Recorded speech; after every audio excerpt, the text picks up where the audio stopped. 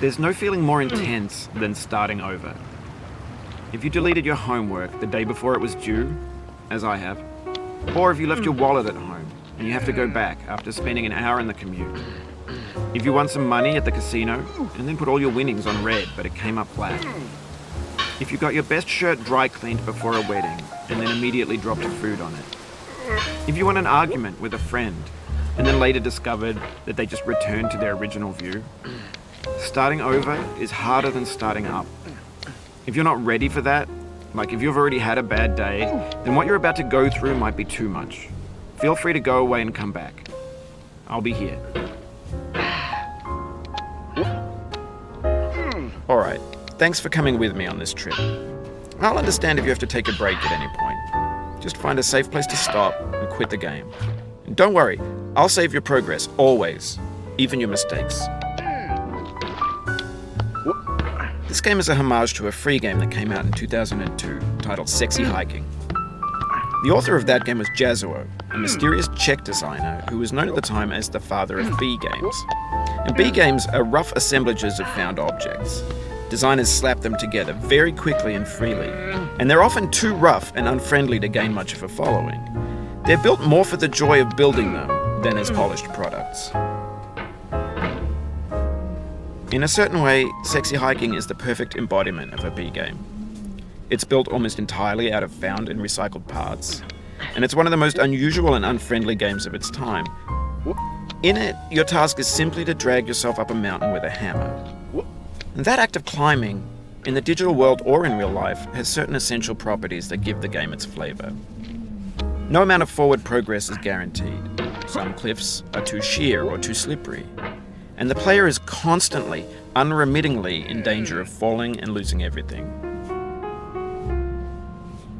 Anyway, when you start Sexy Hiking, you're standing next to this dead tree that blocks the way to the entire rest of the game. It might take you an hour to get over that tree, and a lot of people never got past it. You prod and you poke at it, exploring the limits of your reach and your strength, trying to find a way up and over. And there's a sense of truth in that lack of compromise. Most obstacles in video game worlds are fake. You can be completely confident in your ability to get through them once you have the correct method or the correct equipment or just by spending enough time. In that sense, every pixelated obstacle in Sexy Hiking is real. The obstacles in Sexy Hiking are unyielding, and that makes the game uniquely frustrating. But I'm not sure Jazzuo intended to make a frustrating game. The frustration is just essential to the act of climbing, and it's authentic to the process of building a game about climbing. A funny thing happened to me as I was building this mountain. I'd have an idea for a new obstacle, and I'd build it, test it, and it would usually turn out to be unreasonably hard.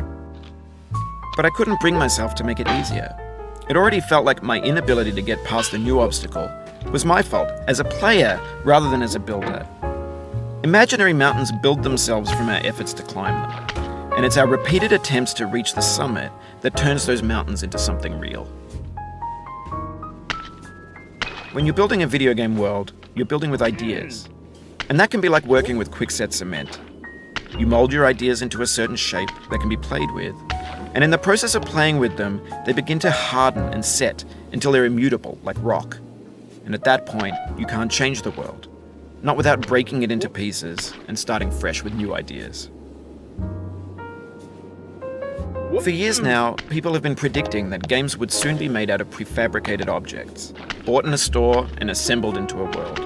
And for the most part, that hasn't happened, because the objects in the stores are trash. I don't mean they look bad or that they're badly made, although a lot of them are. I mean they're trash in the way that food becomes trash as soon as you put it in the sink. Things are made to be consumed and used in a certain context, and once the moment is gone, they transform into garbage. In the context of technology, those moments pass by in seconds. Over time, we've poured more and more refuse into this vast digital landfill that we call the internet. It now vastly outnumbers and outweighs the things that are fresh and untainted and unused. When everything around us is cultural trash, trash becomes the new medium, the lingua franca of the digital age. And you could build culture out of trash. But only trash culture. B games, B movies, B music, B philosophy. Maybe this is what digital culture is. A monstrous mountain of trash, the ash heap of creativity's fountain. A landfill with everything we ever thought of in it. Grand, infinite, and unsorted.